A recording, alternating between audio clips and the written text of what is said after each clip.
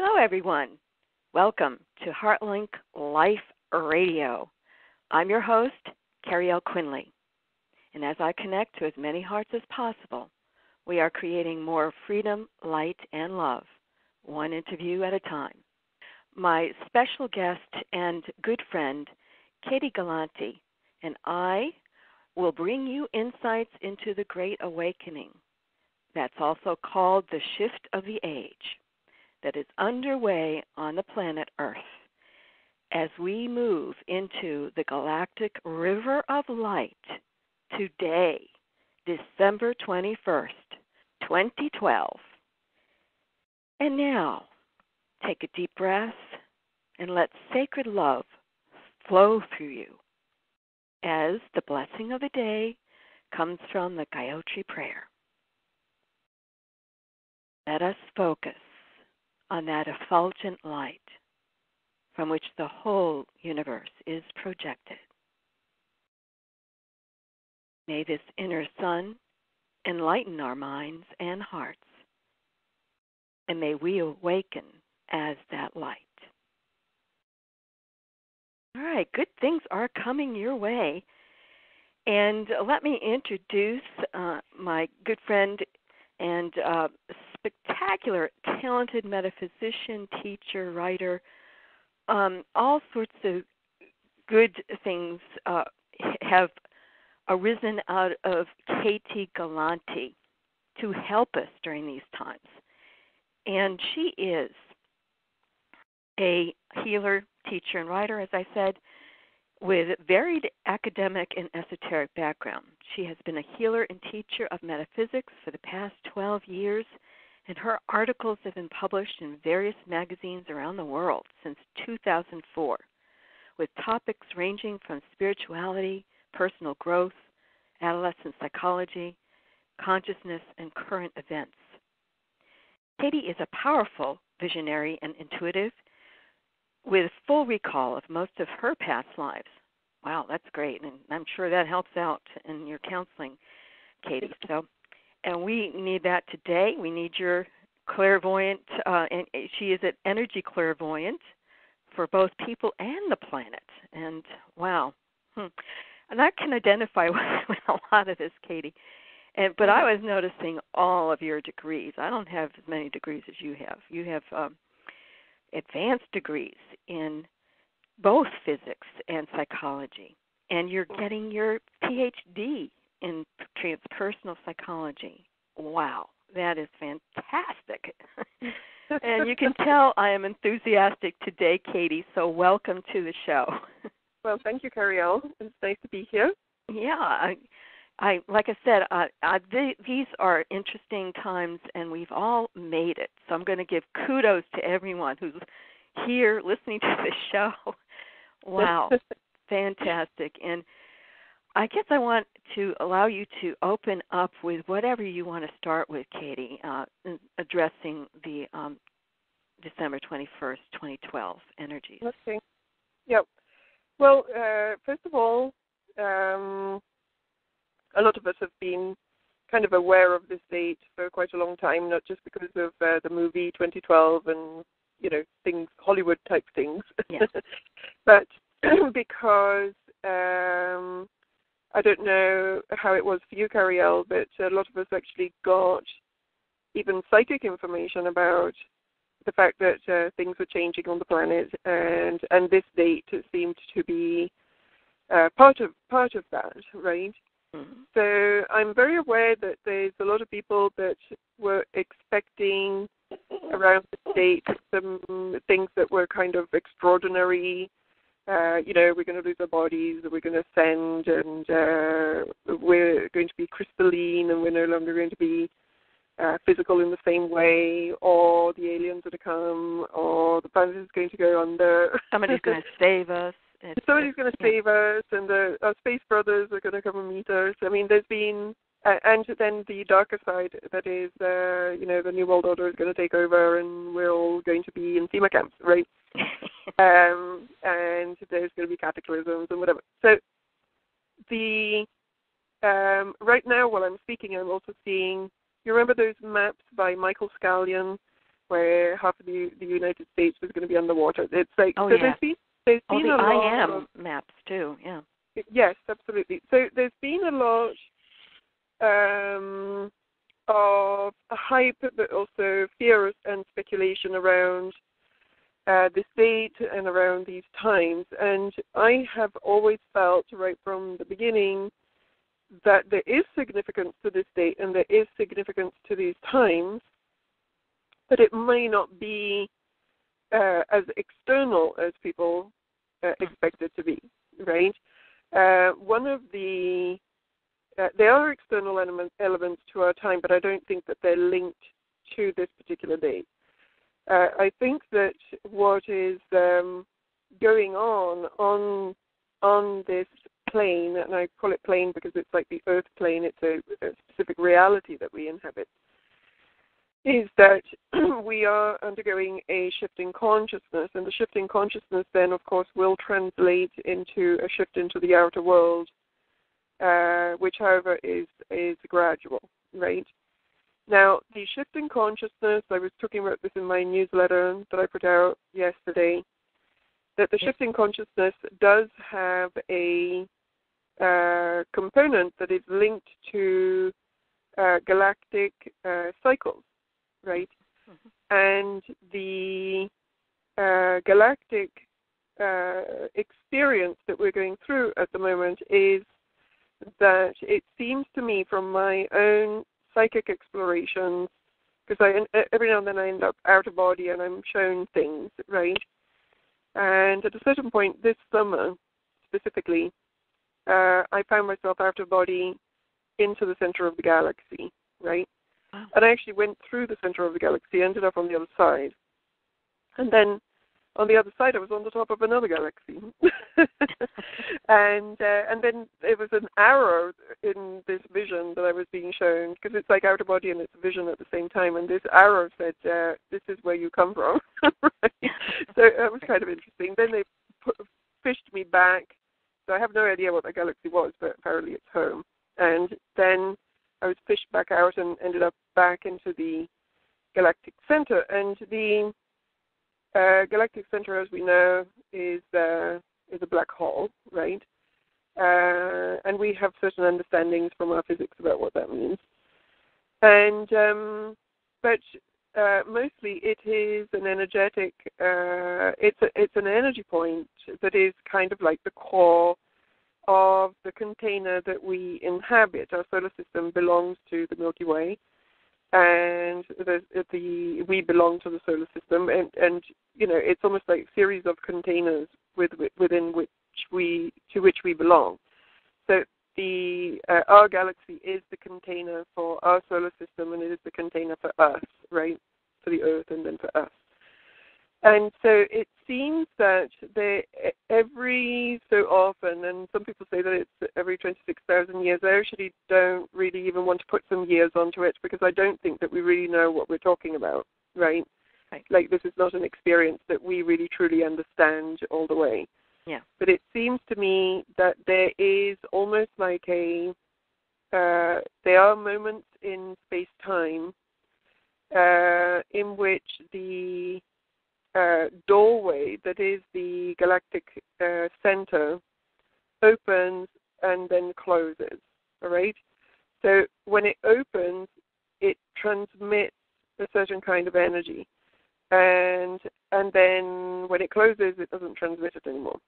Now, if you go and look at the galactic center, it's not that there's a door there, but it's almost like a mechanism that every now and then kicks in, and that then transmits a certain kind of energy, and it transmits it to the whole galaxy, and it transmits it to the solar system, and to the sun specifically, and then the sun transmits it to us, okay?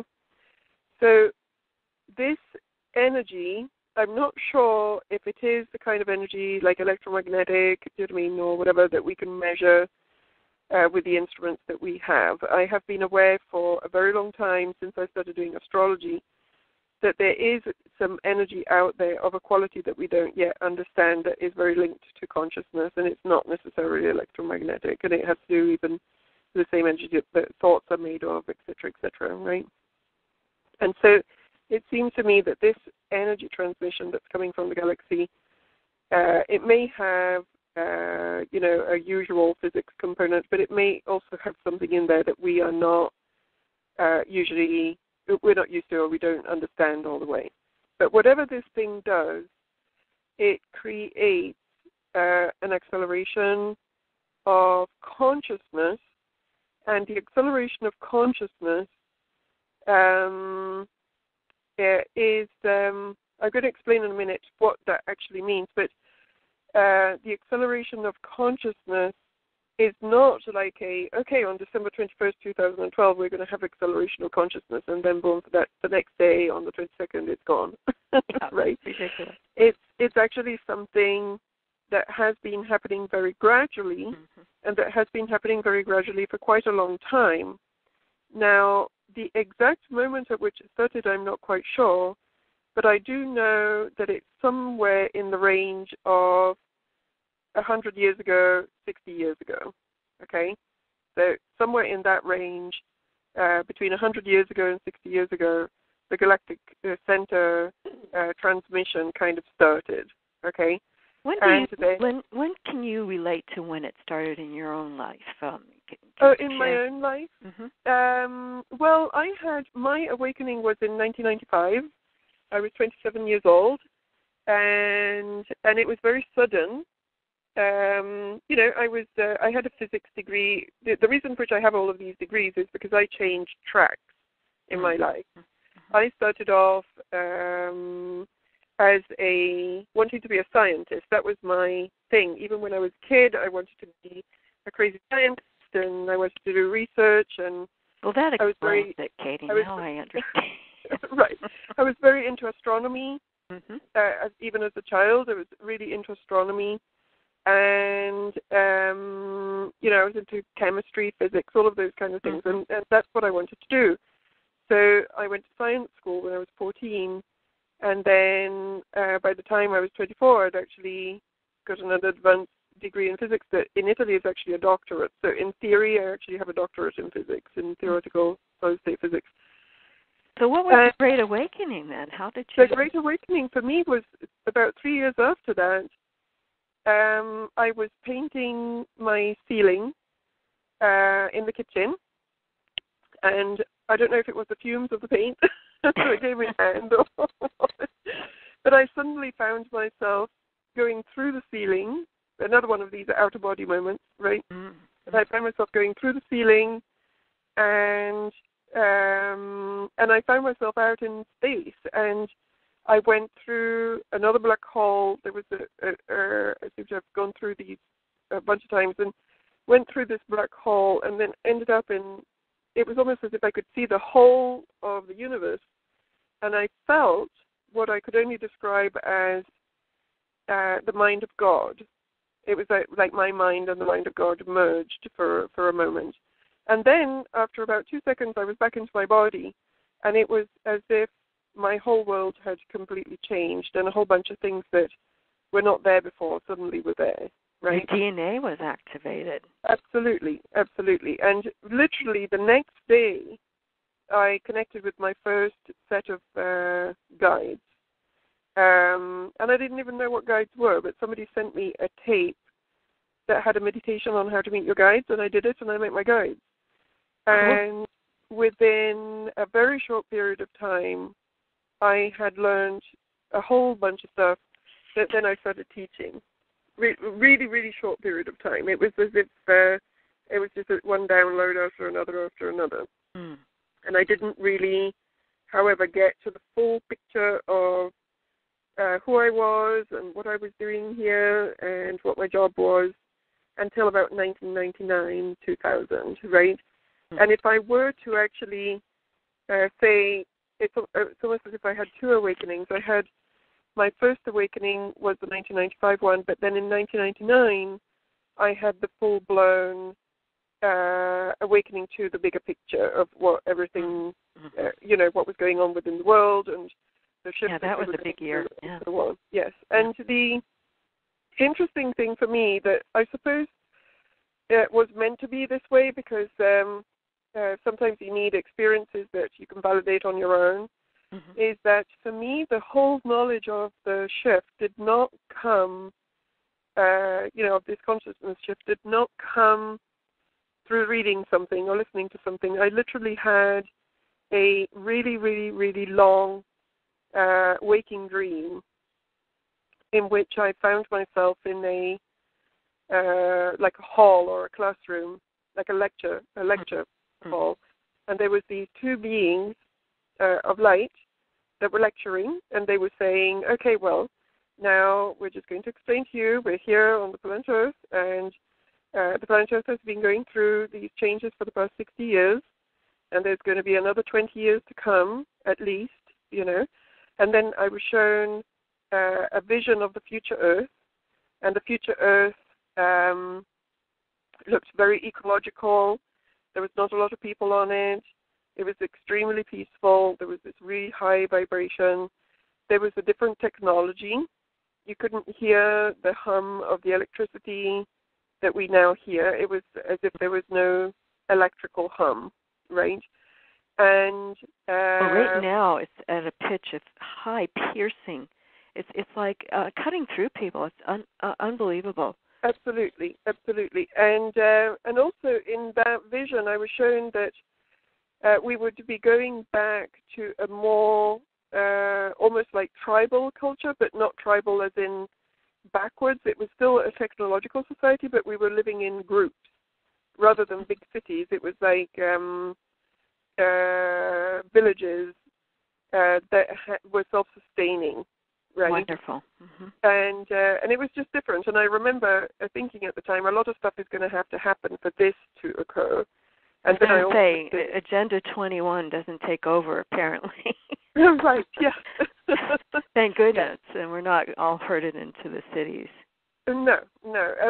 This was the vision that I was shown. It was it was almost like, okay, this is where we're at. This is where we started from.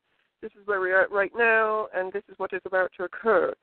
And at the end of that vision, these two beings came to me and they said, they told me that I had graduated in my class of vibrational healing, which I had no idea what it was at the time, and I was not a healer at the time. And then they gave me like lots of energy to kind of boost me up for the journey ahead, because apparently I was going to need it, because it was going to be they told me it was going to be a really long road. And at the time I took that in, but it didn't really mean anything to me. But now I think both you and I, Cariel, can agree that the first 13 years have been quite intense. Intense, and I'll tell you, 2011, that was it. I thought, okay, it's only going to get better from here on out. Right. Yeah. And actually, this year has been, I don't know about you, but it's been a good year in many ways that I've experienced. So very, very different from the year before. Well, I have not, I don't know. It's almost as if I can't qualify the past 3 or 4 years. Because they have not been bad years. I mean, in some ways, in terms of my own personal journey, these have been very interesting years, because I've met a ton of people. My work is becoming more actualized. You're skyrocketing on Facebook, and you have so many wonderful websites. Here's a good place for you to tell people where they can go to your websites. Well, what's one of your better... Okay. At the moment, the best website that people can go to is my new one that is called reclaimingthelight.com. Okay. And then when they go there, they can find on the side, there's links to all my other websites, because I have some other websites, right? Yes, I know. I have my YouTube account, there's my blog, and so on. And if you go to that site, you will find all the other ones.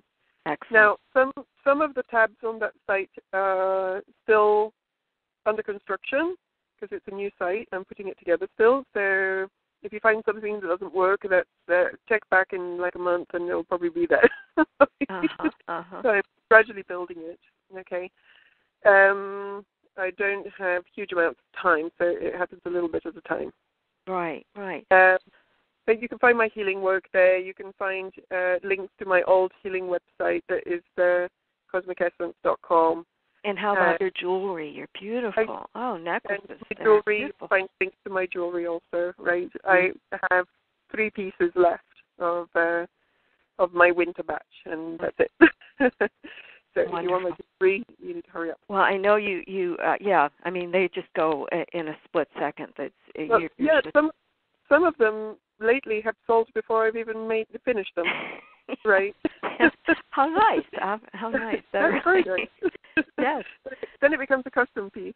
Right? Well, and so as you were saying, it is hard to quantify this whole thing, and we're, I just think it's all very interesting, and I do think that it all has meaning, whatever, whether Absolutely. I understand it or not is a whole other thing. Yeah. But the thing I found interesting, the comment in your last article that you were just explaining, was that it seems like our work is not done yet. And I thought, well, okay.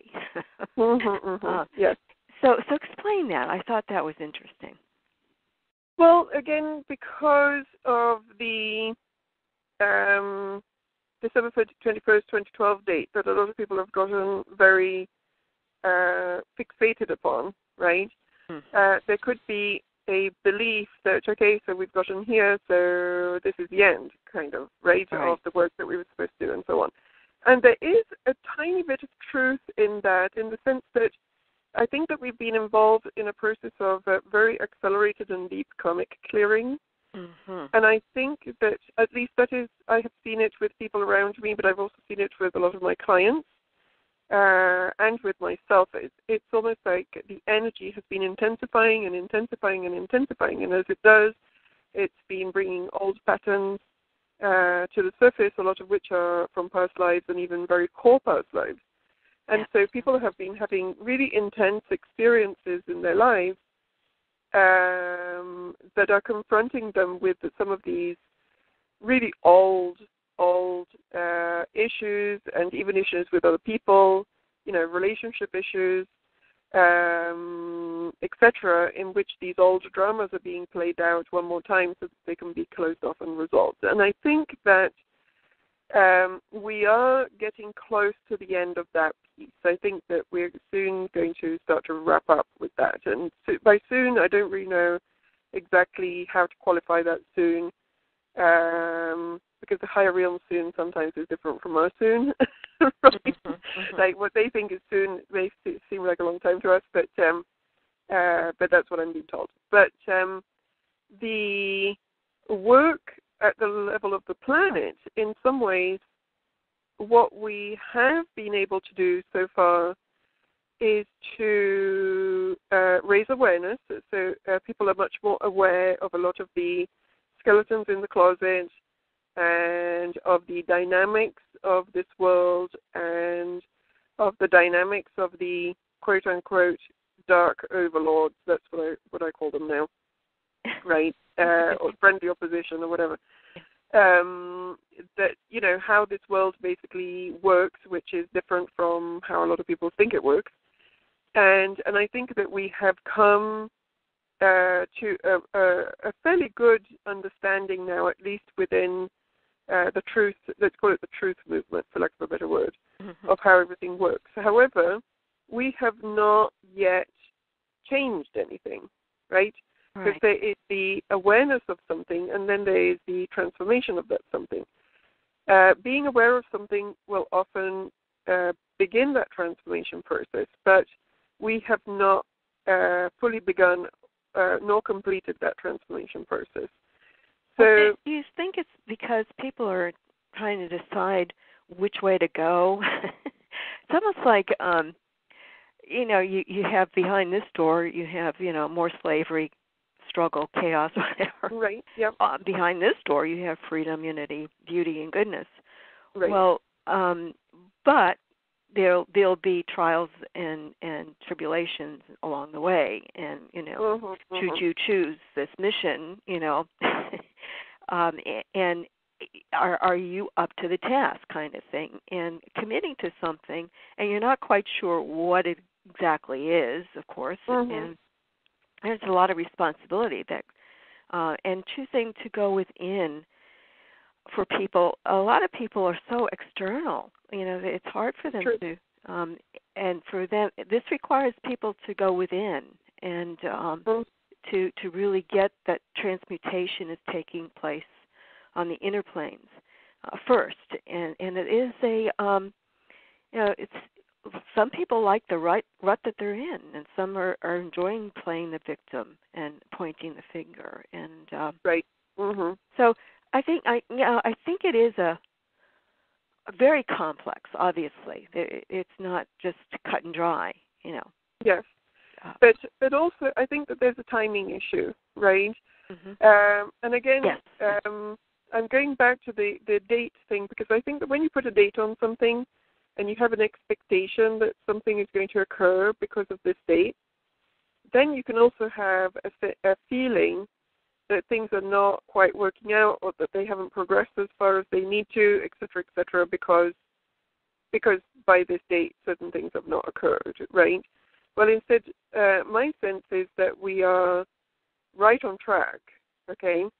I get that sense too. I'm very optimistic, but there is the timing. It's almost like there's a timing involved, and the karmic clearing that I was talking about is not disconnected from the planetary piece. It's not that these two things are karmic clearing going on over here, planetary piece going on over there, right? Future of the Earth, one thing, personal healing process, another thing. As people go through their karmic cleansing, right, which for somebody like me is very conscious. Like, I literally will, I know as I'm going through it what past life I'm clearing, and the dynamics behind that, and the people involved, and what role we're playing with one another, and so on. But there's a lot of people that are going through their karmic clearing, and they are not aware of what is going on, but they're still going through their karmic clearing. And I think this is going on at every level. Even the person that has no aware that there's a shift is going through their karmic clearing right now, okay? Now, that clearing process is necessary to be able to clear the slate, so that then there is a foundation from which, in which the new energy can anchor, and then when the new energy has anchored, that then becomes the thing that empowers the transformation process. Okay? Are you saying so more of this energy will be supported, to choose to let go of this virtual reality that people are hanging on to, that it will be much easier to let go of it? Absolutely. And the thing is, as I'm talking, I'm seeing several pictures at the same time, right? And this is, sometimes there's things that are challenging to convey with words because they are complex and they're metaphysical. You're doing great. Right? Wow, you're okay. I'm trying. I'm following it. But basically, if you think about it, it's like this, okay? So I'm going to try and draw a picture, and I'll draw a picture of 3 or 4 overlapping things that are happening all at the same time that are, however, connected, that will then maybe help people to understand the planetary piece in a bigger context, okay? Mm-hmm. So let's start off by saying on the planet we have, dark overlords, friendly opposition, secret government, whatever you want to call it. And they have a grip on this planet, and they have had for a very long time, okay? Well, there's a war that's been going on. Absolutely. But most people aren't even aware of this. Absolutely. But if you take it out one notch still, the role of the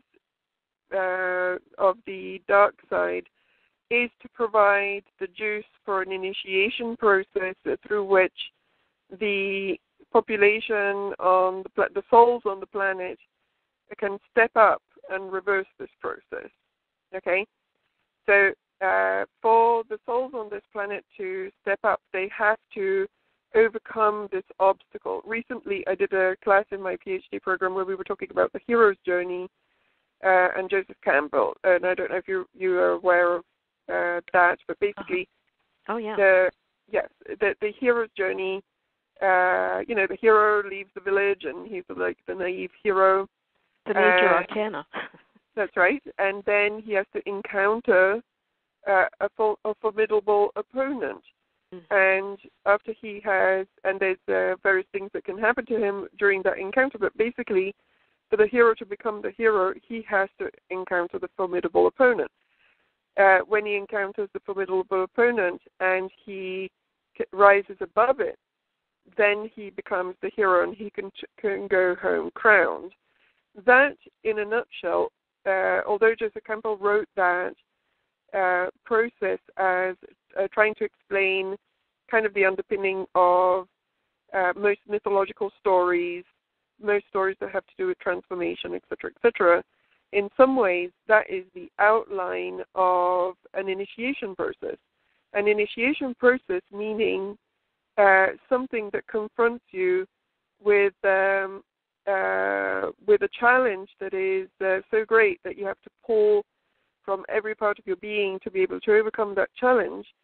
But the purpose of the challenge is to dig for those things from within the self so that you can then become an exalted self that is much bigger than the self that was at the beginning.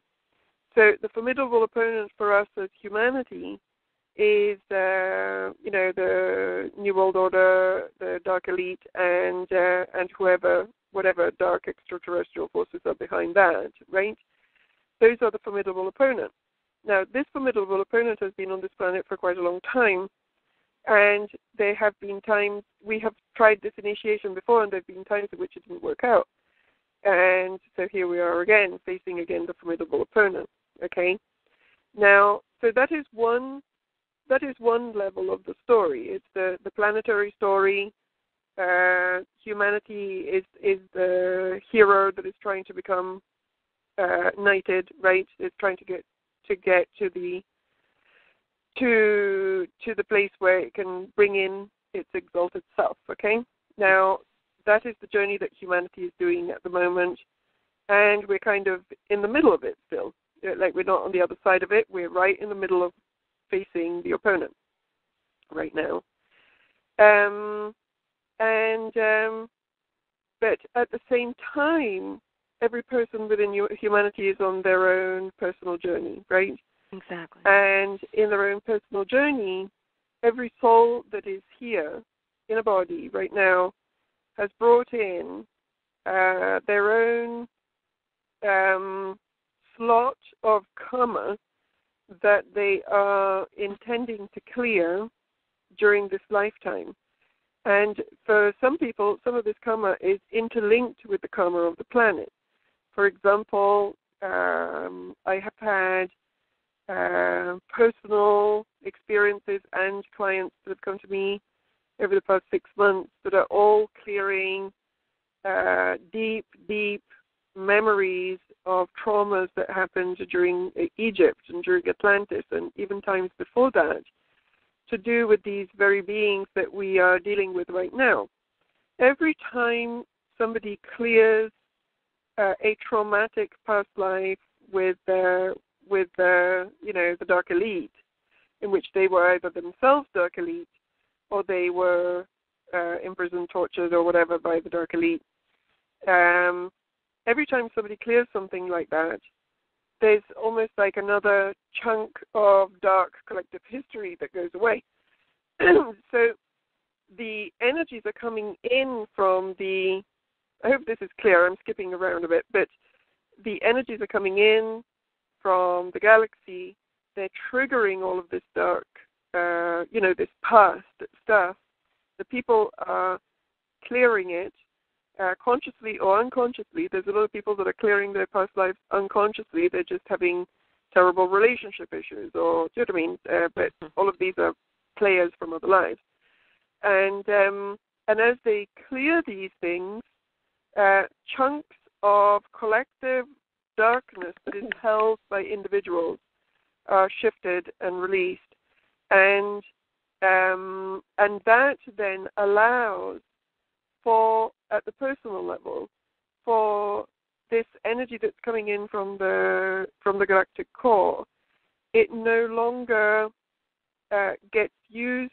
If you get to the point where something has shifted and it's gone and it has cleared, when the energy comes in, it no longer has to be used for karmic clearing. It then becomes used for bringing in and anchoring higher multidimensional aspects of the person that then bring in higher light through that person, higher light, higher knowledge, expanded energy fields, etc., etc. And as that occurs, the planetary energy shifts. Okay? I've seen that. Wow, yeah, that's... Yeah. So there's a lot more light on the planet, no question about it. Now, here's where I wanted to, excuse me, I just wanted to see if this has something to do with the magnetic pole shift as well. We're moving like 40 miles a year now. It's like there are things physical that we can actually point to that are happening. Does that are you plugged into that? I know you're aware of the planet so well that Well, I'm not aware of the specific details about the pole shifting and so on, but what I can say is that the Earth is a physical and energetic body, right? Like it's physical and energetic. It has a auric field, just like we do. Mm-hmm. It has the North and the South Pole. Actually, there's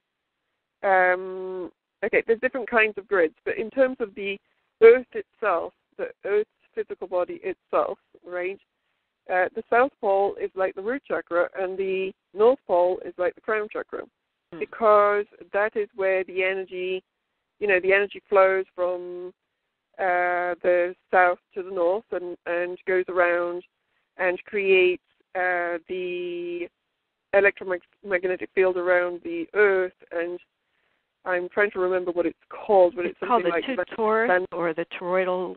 Yes, it's a torus, but it has an actual name. It's called like the Van Halen belts or whatever.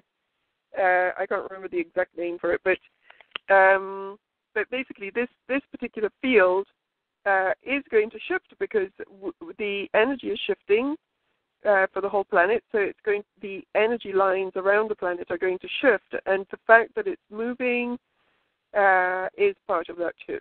Okay, because there is a physical component to it. The thing is, here's the reason I'm asking. Go ahead, finish your statement. Yeah.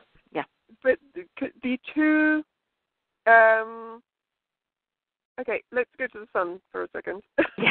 You're hitting exactly. You're reading my mind. Am I really? Okay. The energy from the galaxy goes via the sun. Okay. So the galactic. Let's go to the containers. Let's call them Russian dolls. Maybe it's easier to understand this way, right? Galaxy is the big Russian doll, right? Mm-hmm. And then inside that, there's the solar system. That's the second Russian doll. Mm-hmm. And then inside that, there's Earth. That's another Russian doll. Then inside that, there's us, and we're another Russian doll. Okay? Okay, yeah. Okay. So we're all contained within another, right? Sure, the big like Russian the macrocosm to the microcosm kind of. That's right. And the big Russian doll is actually contained within the universe, and there's another one that's contained within the multiverse, blah, blah, blah. Okay? As above, so below kind of thing. Yeah, absolutely. But the important thing to understand here is the fact that we're contained within bigger and bigger structures. But we're contained within them. We belong to them. And they are affecting us. That's right. And energetically, the energy does not go galaxy to Cariel. Okay? Mm-hmm. Energetically, what the energy does is that it goes core of the galaxy to core of the next container. So what's the next container down from galaxy? It's sun. Mm-hmm. Okay? Because the sun is a star that belongs to the galaxy. So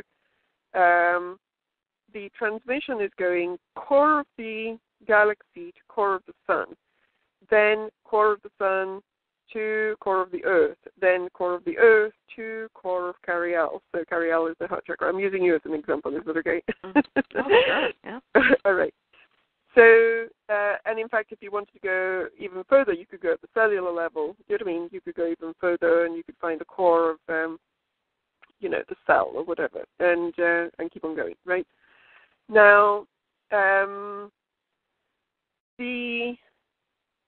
if we look at what has been happening on the sun, okay, we can see the physical component of what is going on with this shift just by observing the solar activity. The sun has been going crazy, right?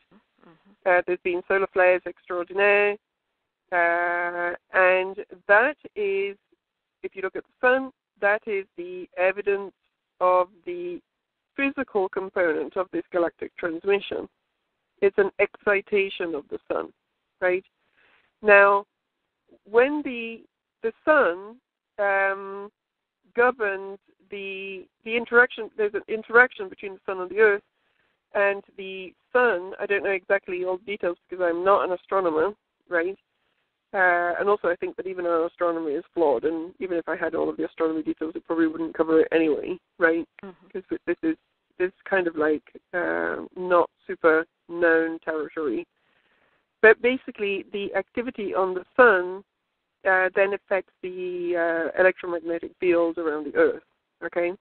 Now, the electromagnetic field around the Earth then also affects our own electromagnetic field and our energy field and the electrics within our body and our thought forms and so on. And in fact, when there are solar flares, for example, people become very agitated, right? And lately, I don't know if you've been feeling that, but I was about to go there, but go ahead. Yeah. You're right ahead of me. You're like picking up my thoughts. That's good. Okay. Well, my symptoms now with certain kinds of flare activity are so intense that I've actually given it a name, and I call it cosmic PMS, because that's how it makes me feel. Or the flu, cosmic flu. Yeah. Got it. But sometimes it's emotional. I will find that, I've been in a really bad mood and I've been raging for about 3 or 4 hours, and I'm like, why am I so angry? I have nothing to be angry about. Yeah. And then I'll have a look, and there've been 5 sequences of solar flares or something. Exactly. It just irritates the nervous system because our bodies are not very used to having to handle that much energy, so the nervous system gets overloaded. That's right. Mm-hmm. Yeah. Now, are you familiar with the booms that people are hearing off and on over the last 2 years at least that I know of? Mm-hmm. The states,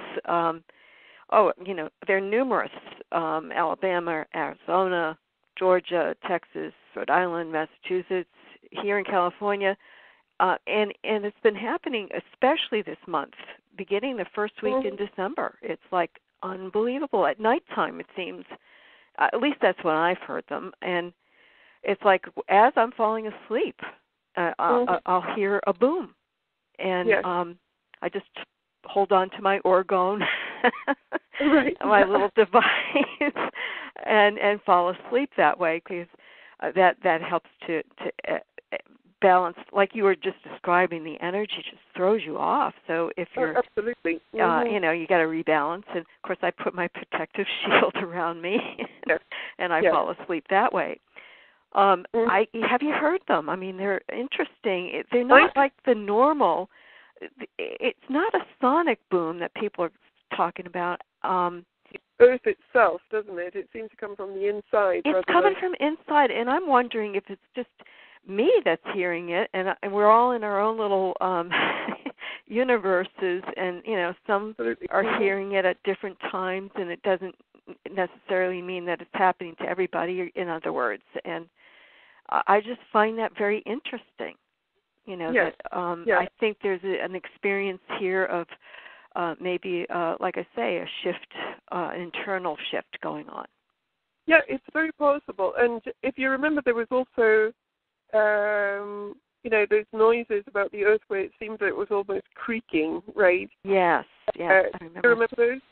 Yeah. That noise that felt as if somebody was literally... Kind of like a metallic, more like a, I don't know, maybe... E.T. something going on. Yes, absolutely. Well, and the thing is, there's been a lot of strange phenomena. For example, the sinkholes. Have you been following those?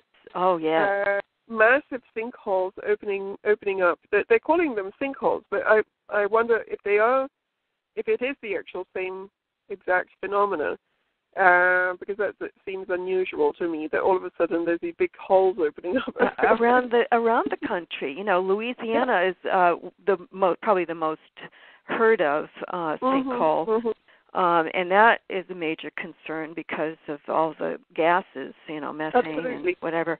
Could be setting off these explosions, and that might even be some of the sounds anyway that people are hearing. But I think that it seems like there's a grid of sorts under the United States that we are maybe being affected by as well, and. It gets a bit, you can speculate all you want, but, there is the fact that, yes, there are these sinkholes, and I quite honestly, I then think about all the dark ritual that was taking place at the Olympics, and that they certainly did want to open up portals into the other dimensions to welcome the dark forces.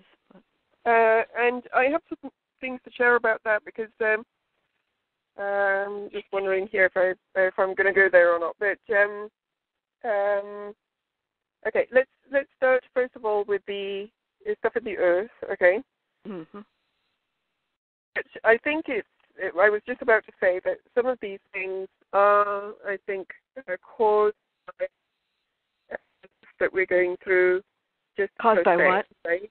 By the shift that we are going through just by itself. There's an aspect of some of these noises or changes or whatever that is literally, we're having growing pains. The Earth is stretching in various ways. The core of the Earth is being modified by this transmission of light that, if you remember, David Wilcock had done some research at some point that was showing that every single planet in the solar system is heating up. Yeah. And physical changes are happening on all of the planets in the solar system, not just on Earth. Poles are moving, Yeah, and so there is definitely this energy coming in that is creating all of these changes, and I wouldn't put it past the fact that, have you heard of these theories about the expanding Earth, right? Absolutely. I think that is expanding. I think it is too, and I think that some of these noises may be a result of this expansion, okay? Mm-hmm. Now, on the other hand, and then we have to go into the dark beings agenda. On the other hand, we're not here on our own doing all of this. If it was just us here on the planet, us meaning light workers, light people, we would just be undergoing some physical changes on the planet. Our consciousness would be skyrocketing at this point. It would be, It would be, because there would be no hindrance, and we would be very quickly and easily moving into a higher dimensional state. A higher dimensional state that doesn't mean that we become like angels, but it means that our perception, telepathy, psychic ability, the vibration of our thoughts, the things that we focus on would become naturally of a higher nature, okay? Mm-hmm. However, we're not on the planet here by ourselves. We have the grand opponent, okay? Grand opponent being the beings that it's both from this dimension and from other dimensions. On this dimension, we have the secret government and dark elite. On the other dimensions, we have both negative extraterrestrials that we can, if we want, call the Draco Empire, right? Mm-hmm. And reptilian. Mm-hmm. Yeah, and then on the other... And Greys fall into that. Yeah. And then on the other side, still, that is really who's really pulling the strings of all of it is the spiritual dark, and you can call it the fallen angelics, you can call it the demonics, you can call it the dark beings or dark astrals, whatever you want to call it. It's a dark extra-dimensional spiritual force that is non-physical and that has its own agenda. Okay, And would that be like the archonic energies? Yes, some people call them that way. I don't like that word. I think it's reductive. Okay. I guess when John Lash, he expounded upon the myths from the Gnostics, and it just helped us kind of, it might have been reductive, but I think it also gave an explanation, introductory to these characters. Right. that we were all kind of skirting around, and it just kind of lumped them all together. But yeah, you're right. It's much more complex, obviously. But well, I think we need to call a spade, and I think calling a spade means that there are light and dark spiritual forces, and the whole Christian thing has gotten a bad rap during the past 100 or so years, and part of that is by design, because actually, despite the fact that Christianity, I'm not a Christian, I don't, I'm not making an advert right now to any kind of religion, right? But their cosmology, where they do understand that there's a demonic force and a light force, is true, right? That is really how it works. Yeah, it really is how it works. And the dark side of the force, so to speak, it has its own power, and it has its own hierarchy, and it has its own agenda and of what it's trying to accomplish on this particular planet at this time. Well, so if we had listened to some of those scholars, Christian scholars, early in the 70s, I have to name this one fellow that I'm just amazed at his work. His name is Peter Beater, and he came out with a book. I forget the name exactly, but he on the internet, if people want to go to his audio letters, his last name is spelled Beter, Peter, and he is gone now, and who knows what kind of nefarious things were going on then back in the 70s, but he was really very outspoken and gave names, and I mean he was telling it like it was, and he predicted a lot of this stuff coming down the road. And of course, but the flavor was, a lot of it was kind of coming from a very Christian bent, and you're right, I mean people use that against him, unfortunately, and but now when you look at hindsight is everything, but his information was right on. It was incredible. And they are still even now writers and researchers, and I'm going to say fellow exorcists. Do you want to name any that people can go to? Russ Disda is somebody that comes to mind. I have a book. Russ Disda is R-U-S-S. Okay. That's his name, Russ. Disda, D-I-Z-D-A-R, Disda, right? And he's written, you can find him on YouTube. You can actually go on YouTube, and there's several lectures of his and so on. And he's written a book that is called The Black Awakening, and it's all about his experience of, he's an exorcist, right? That is one of the things that he does, but he's a very specific kind of exorcist, because what he does is that he deals with people that have either been part of satanic cults, basically ground cells for the elite, okay, or people that be super soldier or mind control type programs. So he's fully aware of the whole big picture as to the dark side of what is going on this planet, right? And but he comes from an extremely fundamentalist Christian point of view, so he's approaching it in a full-on Christian way. So that there's great information in there, but a lot of people are going to be really turned off by it, because people are turned off by religion and fundamentalism, and there's good reasons for it, because I think that we're evolving beyond certain regimented structures, right?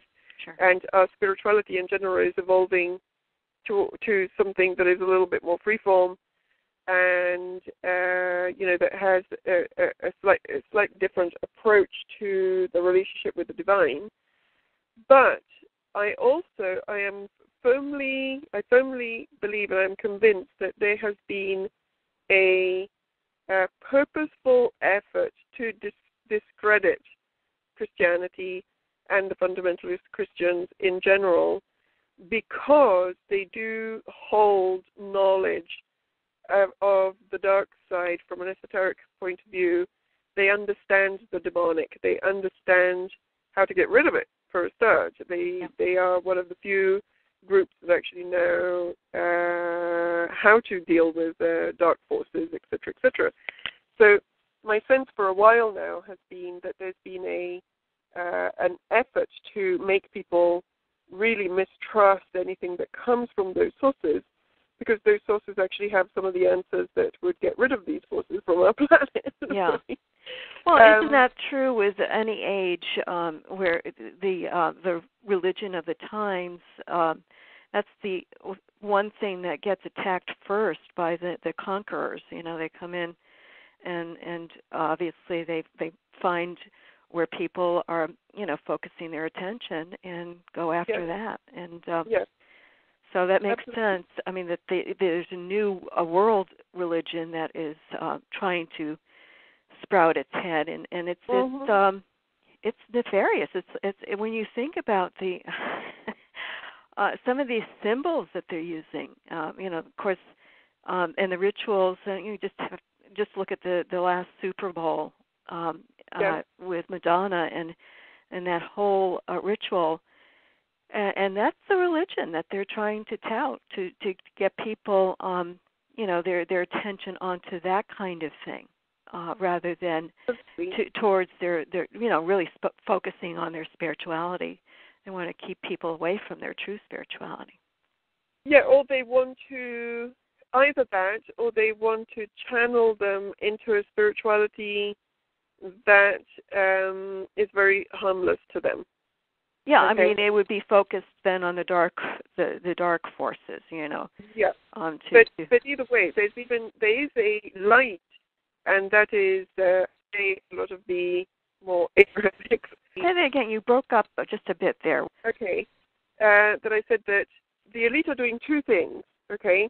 On one level, they're doing what you're describing, that is what I call the externalization of dark ritual, all right? Mm-hmm. Now, what they're doing is that they are doing their rituals, instead of doing them, of course they're doing their rituals in private as well, but instead of just doing them in private, they're also doing them in public. And they're doing them in public partly because, obviously from the dark side's agenda, if everybody became a Luciferian or a Satanist, their work would be easier, right? Yes. But it's not just because of that. It's because a lot of these rituals that they're doing, they serve a function. They're like they are manifestation rituals through which they are funneling in energy that they then use for whatever purposes they have. Okay. Mm-hmm. So if you have a look, for example, in some of these videos of people like Lady Gaga or Keisha seems to be the latest, the dark one, right? Or Rihanna, or I'm just thinking about the ladies at the moment, but there's dark boys as well, like Jay-Z, Kanye West, and so on, right? But basically, there's a whole group of performers that seem to always even perform together, that are doing these ceremonies for awards or for things like the Super Bowl or other kinds of public events, or even just during music videos that they put out there. And if you look, it's not just symbolism. What they are also doing, if you look at the structure of the ritual, is that they have an intent. There's a purpose behind it.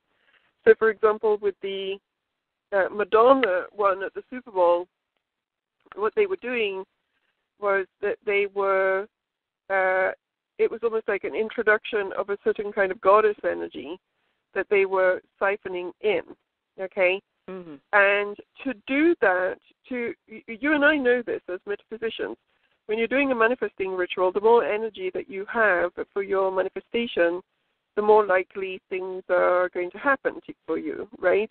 So, for example, if I want to manifest something in my life, if I'm sitting there and I'm by myself and I start putting out the intent that I want to create X, Y, Z in my life, I will have a certain kind of focus. If I really want to manifest something, I have to really, really focus and be really clear about what I want and so on. If I want to accentuate that, I can call some friends of mine and we can do a manifestation ritual together, in accordance with divine will and within karmic law and all the rest of it, like a positive manifestation ritual. That will have more power than if I am doing it by myself. If I invited to my manifestation ritual the whole of Wembley Stadium, right, we could really kick up some manifesting juice by doing that. So what a lot of these rituals are doing, it's not that they're just trying to convert people to their ways, but what they're doing is that they are recruiting people's energy and then using that energy and directing it towards whatever that ritual was all about in the first place. The thing is, none of us know what these rituals are about, but they do, and they are basically siphoning the energy of the crowd and the audience, and they're kind of whipping people into some kind of a frenzy, and they're getting them all worked up, and then they're suctioning in energy for their own goals and purposes. A lot of those rituals, there was one video with Lady Gaga, and I think the song was called Alejandro. This was a couple of years ago. And there was a whole female Nazi concentration camp theme going on in this thing, right? Mm-hmm. So what were they doing? They were siphoning in people's energy to create that reality. They're trying to create that reality. And so they put it inside of a music video. They create a dark ritual around it. They make everybody dance, and everybody watches this video. And every time everybody watches this video, they're empowering this manifestation. And they're actually empowering it so that it then comes to fruition for them.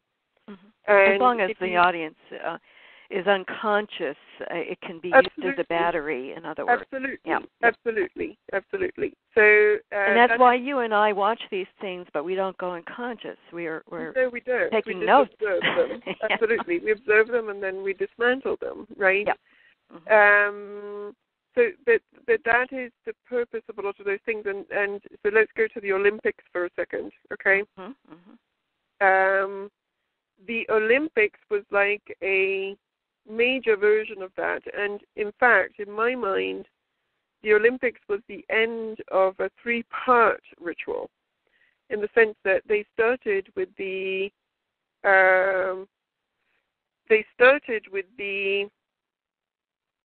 wedding, the royal wedding in London, between, I can't even remember their names, Kate and William. Right? It's like I've removed these people from my consciousness. I can't remember what they're called anymore. Kate Middleton, what a name! I mean, it's just so.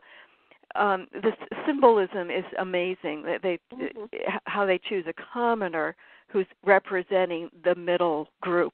That's right. Absolutely. And she's beautiful. And they dress her up in the clothes of Cinderella. Right. So that we can all have our dream and our fantasy of. Absolutely. Oh, absolutely. Yeah, they sucker. It's so manipulative of our emotions. It's not even funny. It is, and I'm not kidding about the Cinderella thing. Did you see that? The clothes that Prince William was wearing and Kate Middleton were wearing are exactly the same as the Walt Disney Cinderella. Cinderella and the Prince getting married in the movie. Yeah, I bet. Yeah. So if you think about that, have to go back that, and look at that. yeah. If you think about that, it means that every person that has actually seen the Cinderella movie, or child or whatever, children especially, will look at that and unconsciously will overlap the Cinderella story, there's a nice feel-good, happy end story to these two guys getting married, right? I mean, let alone that they got married on Belzebul's night is one of the most satanic holidays of yes. satanic days extraordinaire. But and she was bound. I mean, the ritual of the wedding, you know, her, wrapping her hand around his, and the binding, and that's such a wow. And that's a pagan marriage. It's a yes. Yes, absolutely. So so that was the first ritual, right? Like the in April, was it? Was it like the April of 2011? Yeah. April 29th of 2011. That's right. And then after that, there was the Jubilee. The 60th. Yeah. Wow. And that was in 2012, sometime. Diamond. I can't remember when. But that was Diamond Jubilee, right? Yeah. And if you look at the Super Bowl ritual, there was diamond symbolism all over that thing. Mm-hmm. And the introduction of this new energy, you know, some people said that it's Isis energy, whatever, it doesn't matter. It's a particular kind of a dark goddess energy that they were invoking through that. Well, the perverted feminine. The perverted goddess, yes. Yeah. The dark goddess, but not the dark goddess as in healing dark goddess. Dark as in really dark. No. Right? Yeah. Okay. So then after that, as far as London was concerned, there was the Jubilee. That was another ritual. And then we have the Olympics, and that's ritual number 3. Before that is the Aurora shootings, which was lining up, you know, again, it was a black ritual that lined up the energy for the Olympics. And if you see the movie, The Black Knight, you can hear him say, "Let the games begin." Right. I mean, you know, it's like so awesome. Yep. And I mean, now this leads us into the latest shooting. Would you say that has all the earmarks of a false flag? Absolutely. Staged event? Yes. I have not been at home. Like, as you know, I'm out and about at the moment. So I haven't followed the details of that event as closely as I would if I had been at home, right? So I don't have that many, like, details, right? Yeah. But, well, the second shooter was probably the most remarkable thing, because that came out immediately in the press, and you know, here's the thing: we got to catch it when it first comes out, because that's when you catch all the you get a glimmer of what really happened. Because now they are erasing all of that. There was no second shooter. And so the media is backtracking, in other words, and it's quite remarkable to see that happen. It's so obvious that absolutely. And who knows? There may even be that event. I think that we haven't even explored it all the way yet. And by we, I mean generally us people that pay attention to stuff. I think that there's a lot of stuff going on with the Sandy Hook event, but the thing that I am certain of is that it's just another way. First of all, these kind of events create disruption. Okay, energetically they create disruption because people become traumatized. They hijack our emotions. They do. It's so manipulative of the story that creates a false reality for us all, and we live through this craziness, this crazy false reality. It's getting people angry.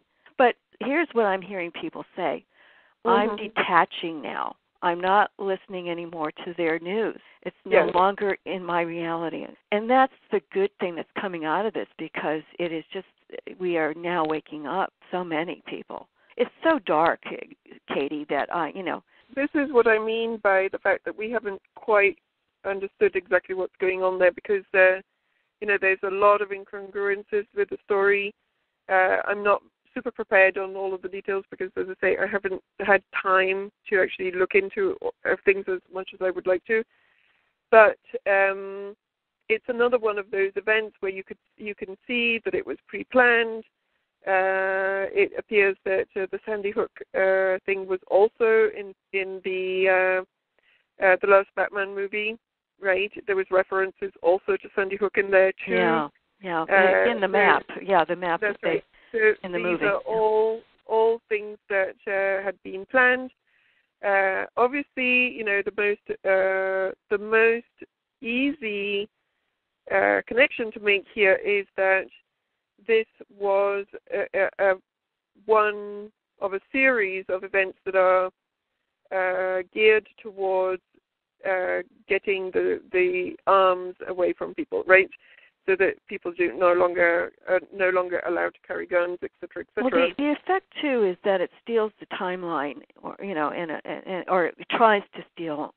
Currently, do you want to now go into the timeline distortions that are going on right now? Although I don't see it exactly in those terms, right? I don't think it's exactly timelines, but what it is that. Okay, we have to go back to the beginning. Okay, we are jumping around, but you know what? I love talking with you. I get so excited. That's okay. But okay, let's set it up. Let me explain it. Okay. It's not so much a question of timelines. Okay, there are timelines, and there's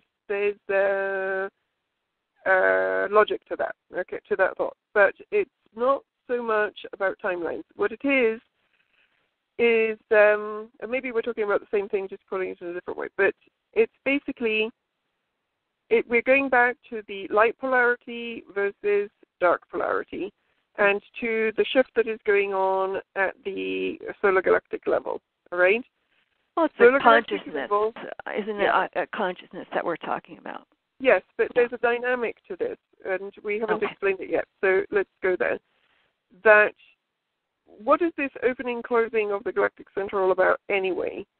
Why doesn't it happen every day? Why is it happening right now? When was the last time it happened? And so on. Now, it's happening right now. I believe the last time it happened was around Atlantis. And Atlantis went belly up as a result of that particular, or at least one Atlantis went belly up as a result of this particular opening. It is my understanding from the raw material that I actually still hold true after all these years. I read it about, 13 years ago, and it still resonates with me, is that the process that we are undergoing that is cyclical in the universe is literally moments in space-time in which we get to a junction in which the souls and the reality that contains the souls, such as the earth plane, can make a leap, okay? And they can make a leap to the next dimension. So it's almost like a graduation time. Okay, and that's what I mean, dimensions, Yes. However, the graduation time, let's say for just to use terms that people can understand, let's say that, for example, we decide that Earth as we know it, or as we have known it, we could call it the third dimension, okay? Now, the leap is from here to the next dimension. Let's call it the fourth dimension, okay? Now, we can have a debate if we're going to the fourth or fifth. It doesn't matter. I don't really care. I'm just trying to do a map at the moment, okay? So let's say that we're now in 3 and we're going to 4. And we could be in 5 and going to 6. It doesn't matter. We're making a leap. We're going to leap from one level to the next level. Right. Now, there is fourth dimensional light and there's fourth dimensional dark. The leap is to the fourth dimension. If it goes to the light or to the dark depends on where we're at in consciousness. Exactly. Okay? All right. So the leap towards the light forces on the planet right now, who are, by the way, and a lot of your listeners will know this, a lot of them are higher dimensional souls that have taken on human bodies to be here to do this piece of work. Okay? They're not actually even from here. They're not actually even human. They're higher dimensional souls that have come in to support this transition and to help the shift in consciousness to go where it needs to go. Now, all of these guys that are us, light, higher dimensional beings that are trying really hard to shift things so that they can be as light as possible, so that when the leap occurs, the leap is into higher dimensional light, so that the leap is to 4D light, to use that model that we were using before, right? Now, what are the dark forces doing? The dark forces are doing everything in their power to take everything to fourth dimensional dark, okay? They're still making a leap. They're still graduating, but they want to graduate towards the other side. And to do that, they have to block, for a start, they will have to block the efforts of the light ones, so that the light ones are not effective. And then they will also have to amplify their own darkness. Now, I think that we can agree that at this particular point in time, the polarities have really accentuated.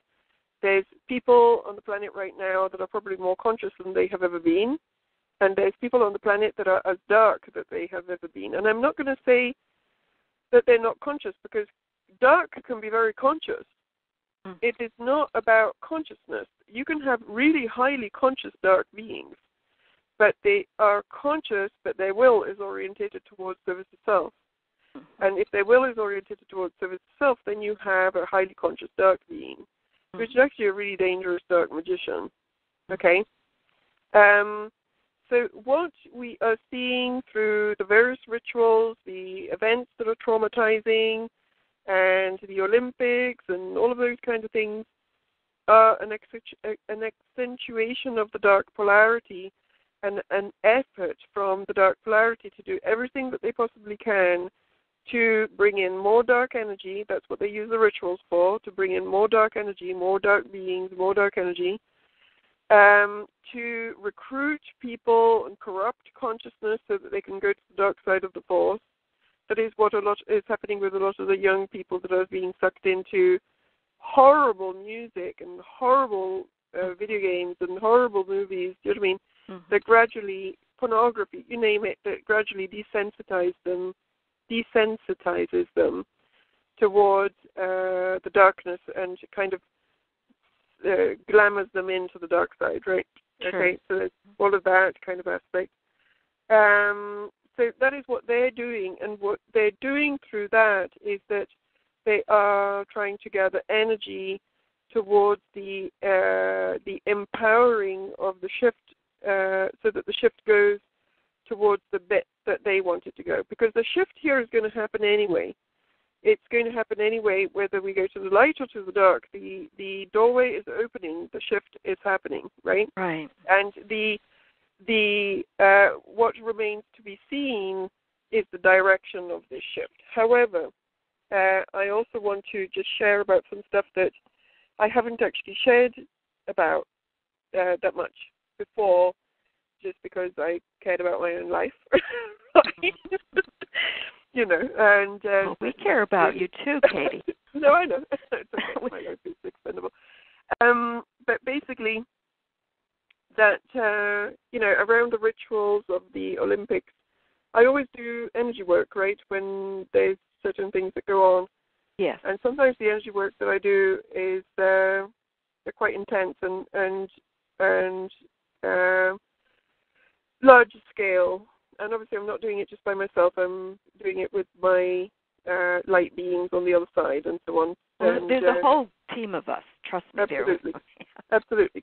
So anyway, so the around the ritual thing of the Olympics, of what was going on around the Olympics, I actually worked on that energy for about. By that energy, I mean literally what was coming through the Olympics ritual, and I'm not talking just doing meditations over it. I literally was seeing it face to face, right? For about 8 weeks solid.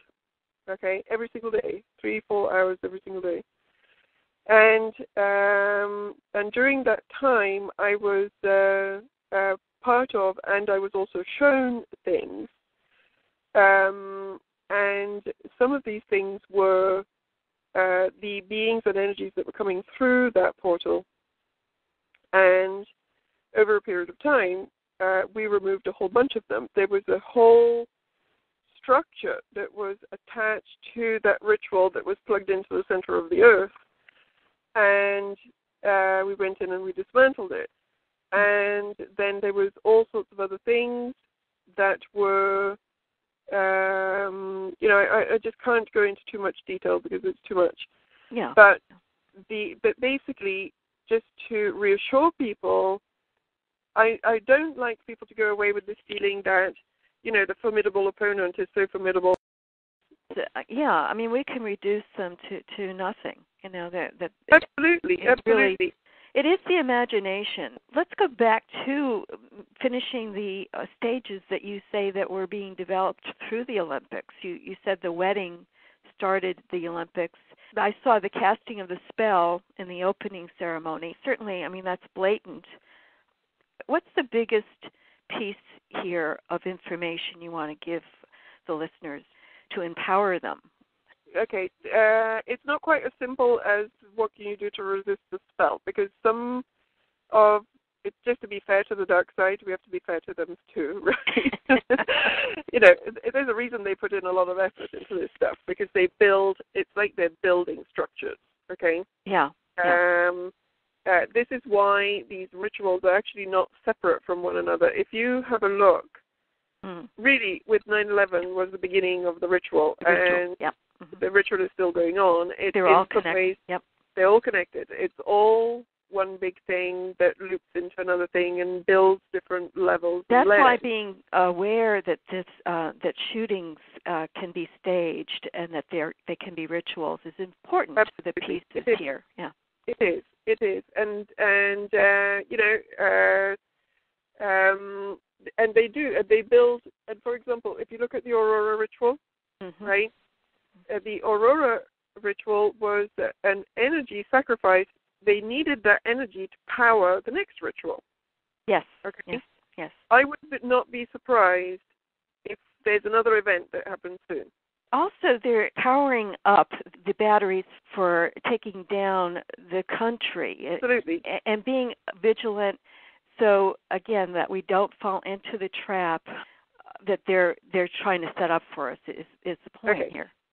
Let's go back to the empowerment for a second, okay?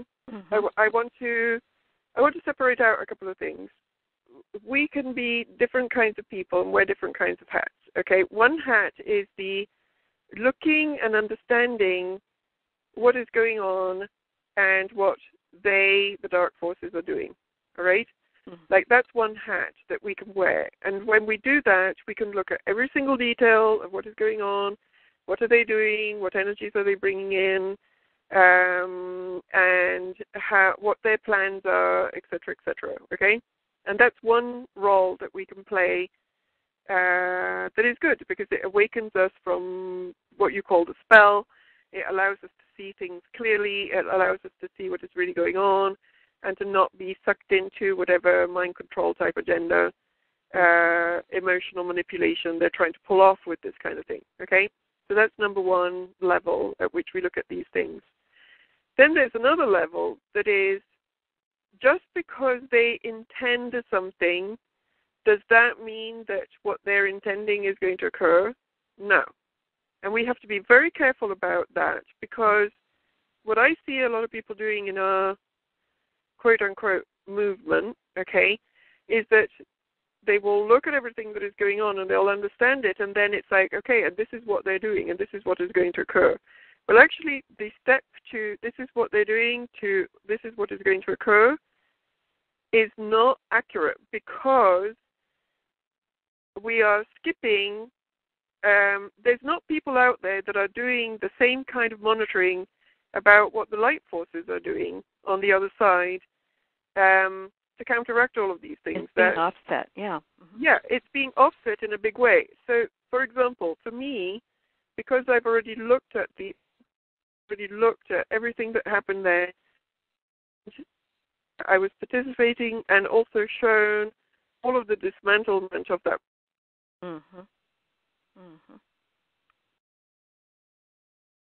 Well, the higher dimensions are certainly helping us out. I mean, no question. No. It's done. It's done. Yep. That download did not work.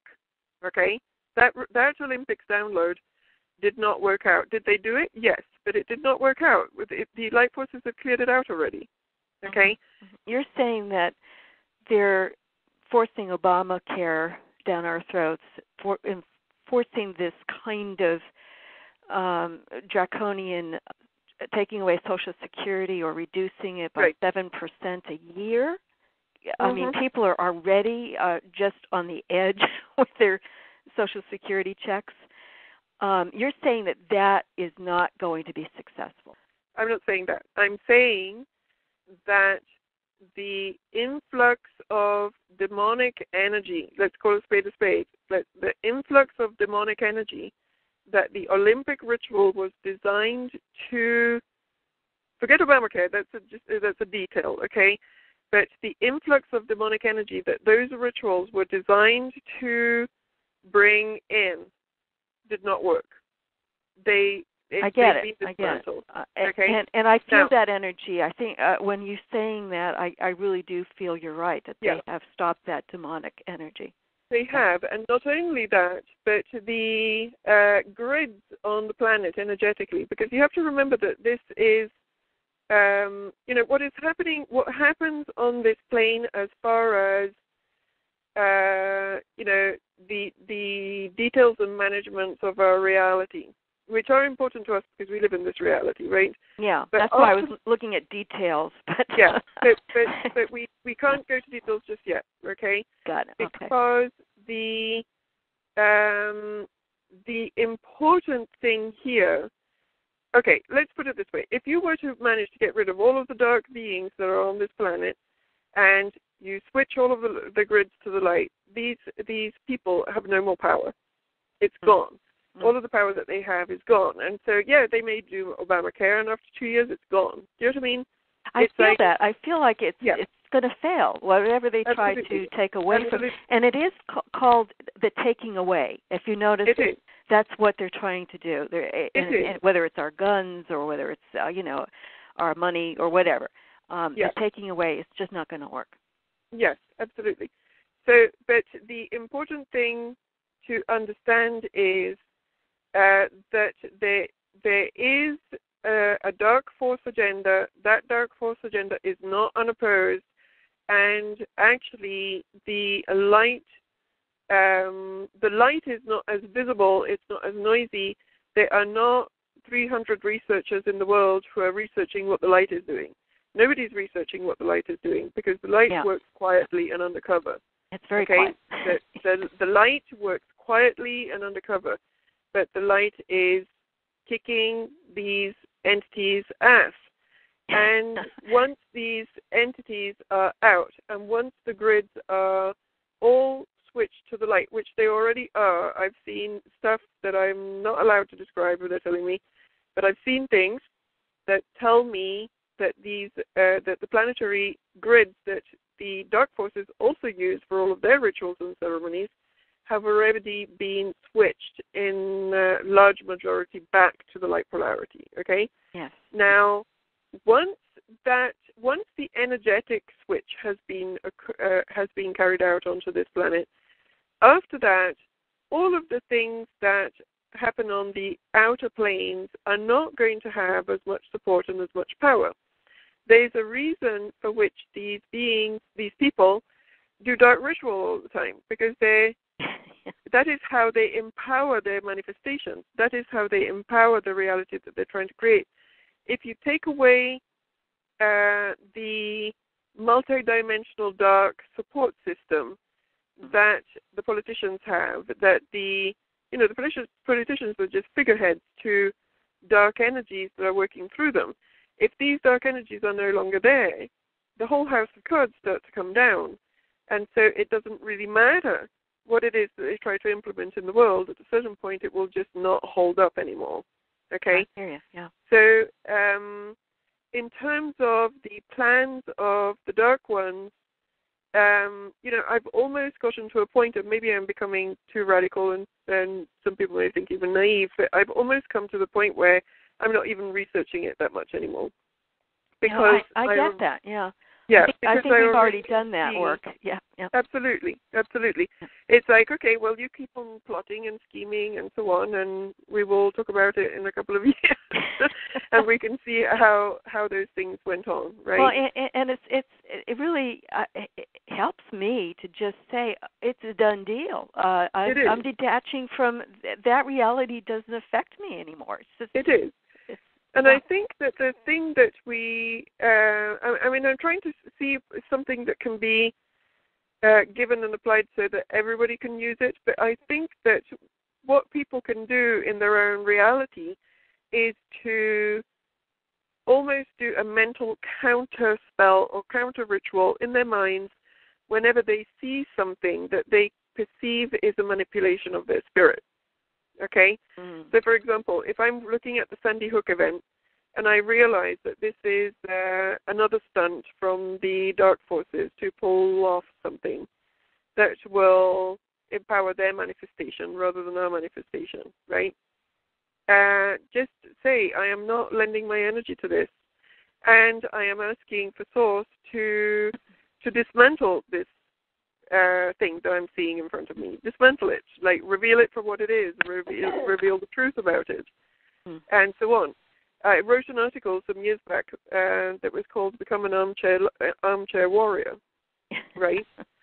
And the armchair warrior is somebody that literally, because they have a connection to their source, and they have a connection to, the multidimensional aspects, the higher and more source-connected aspects of their own selves, that they can literally sit in their chair, look at an event, invoke their multidimensionality, invoke their the source energy, and ask for whatever they're looking at to be transformed as is for the highest good, to be resolved as is for the highest good. That's wonderful. And so that if you see something, for example, like an Olympics ritual, you say, dismantle this. What you can ask, you're a resident of planet Earth, you have the right to ask for intervention, and ask for intervention. Go to the source, ask for intervention, ask for the dark beings to be removed, ask for the ritual to be dismantled, and just do it for every single thing that you see. And if everybody would do that, for a start, your energy is not going to get sucked into it, but you're also not going to fall into the opposite danger that is seeing things and then thinking that that there's no solution, that there's no power, so that you then become, in some ways, part of the problem rather than part of the solution, right? Well, and that was what I was alluding to, is they're manipulating our imagination. Absolutely, yeah.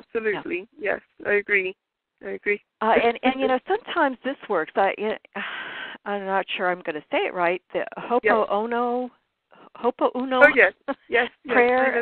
It depends on the situation, but it's like taking responsibility and clearing the karma. That if there's any kind of karmic connection, that I'm responsible for, then that works wonderfully. Idea. It really does. It just it just shifts everything. Yeah, that's a great idea. So let me just tell people what that is, just in case my listeners. Sure. I'm sure my listeners already know what it is, but it's first you say, "I love you. Please forgive me. I'm sorry. Please forgive me. Thank you." And you can repeat that over and over in multiple ways. And oftentimes I'll even say, "Please release me," at the end, and it's like gone. So again, it's, I love you. I'm sorry. Please forgive me. Thank you. I love you. I'm sorry. Please forgive me. Thank you. And when you really say that deep from the heart, it's like, wow. I love you. I'm sorry. Please forgive me. Thank you. Please set me free. Mm-hmm.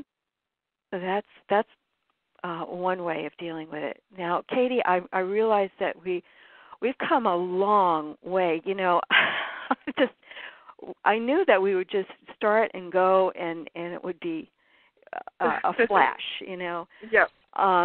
We do have a few more minutes to go, and I'm just wondering if maybe we could, how do you feel about doing a healing meditation? You're so wonderful. Absolutely. Let's do that. And tell me how many minutes we have so that I can... It looks like we have 10 minutes, or actually 9 minutes now. So. Okay. All right.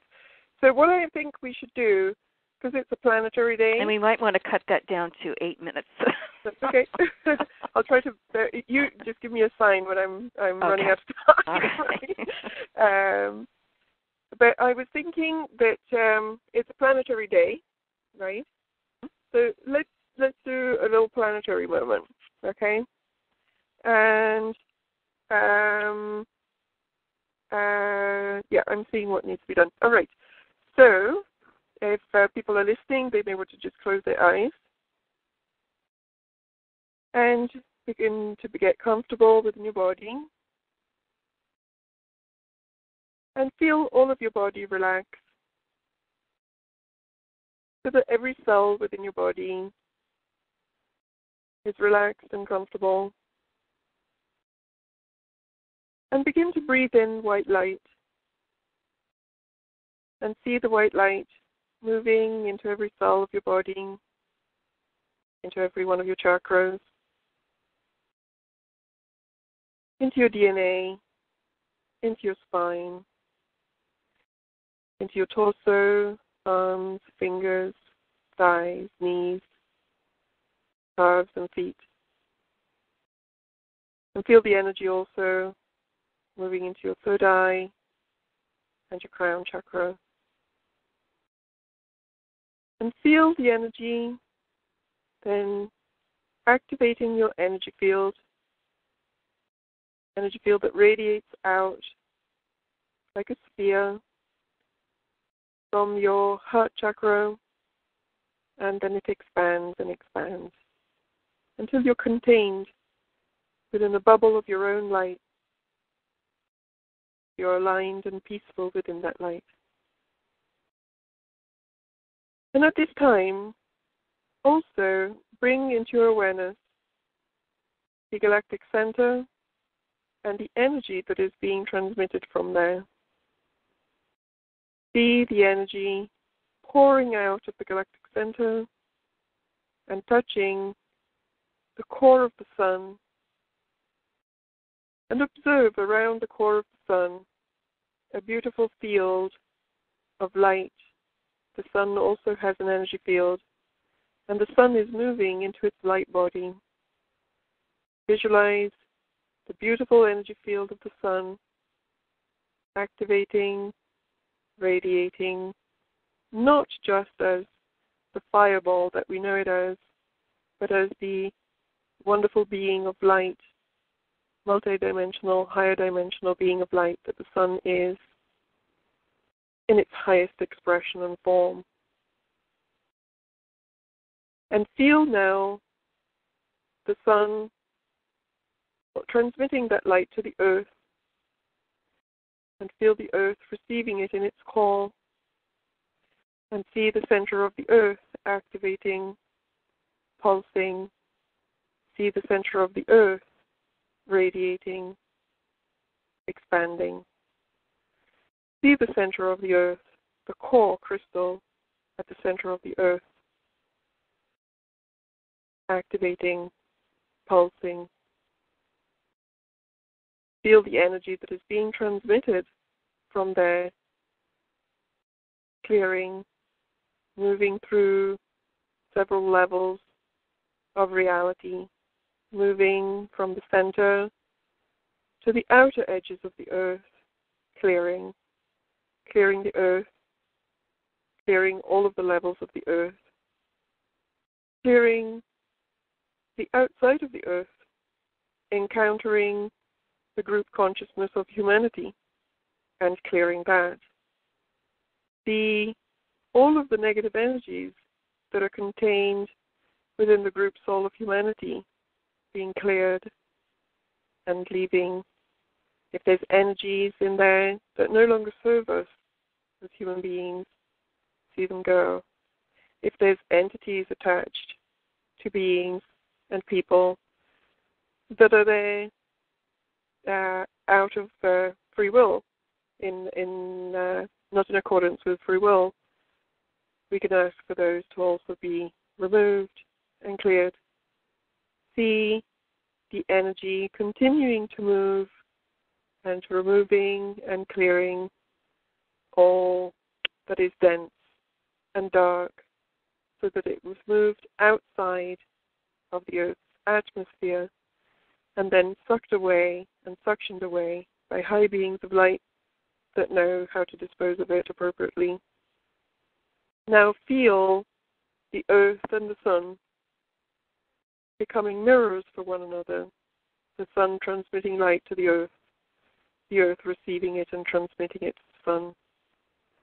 Feel the harmony of this pulse as the transmission goes backwards and forwards from the masculine polarity of the Sun to the feminine polarity of the Earth.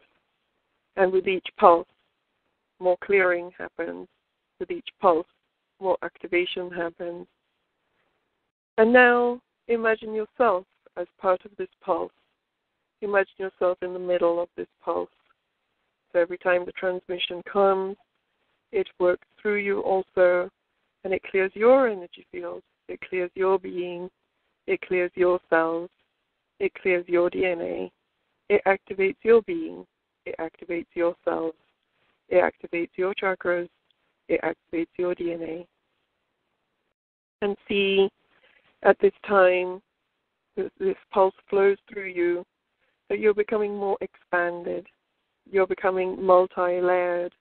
Layers of your being that were switched off are now switched on. Layers of your being that were dormant are now active. And as you expand, you reach for the parts of you that are not in the body. You reach for the parts of you that are already expanded, and you bring them into your being, and you allow them to settle and integrate. And you allow for the source energy to come and work within you, so that you too can be healed, and so that you too can find harmony as you integrate this higher light. And as you do so, observe your heart chakra opening. Observe your heart chakra becoming like the sun, like a star, like a radiance. And observe the center of your being radiating out. Observe your heart chakra becoming one with the center of the earth. You and the earth as one radiate light to all the stars. And so it is. Beautiful. Thank you, Katie. Wow. Thank you, Cariel. Wow. Wonderful. And that has taken us full circle. That's wonderful. This has been a fantastic show, expanding our consciousness and really connecting to those energies and frequencies. Just beautiful energies, really. Excellent. And it's going to be getting better and better. Yep. It's been such a special day, and you've been listening to my special guest, Katie Gallanti, and her website is it Reclaiming Your Light? Reclaiming the Light. ReclaimingTheLight.com. Yes. Wonderful. Which is what we're doing here. That's exactly what we're doing. Oh, that's great. Well, I knew it would be great. Again, thank you so much. And I am your host, Cariel Quinly, and this has been Heartlink Life Radio. And please go to my website, which is being refurbished, renewed, heartlinkinstitute.com. And you can go to the links where all the radio archives are located. And thank you for listening today, December 21st, 2012. I'm so glad we've been able to connect and broaden our horizons towards more freedom, light, and love. Have a great day.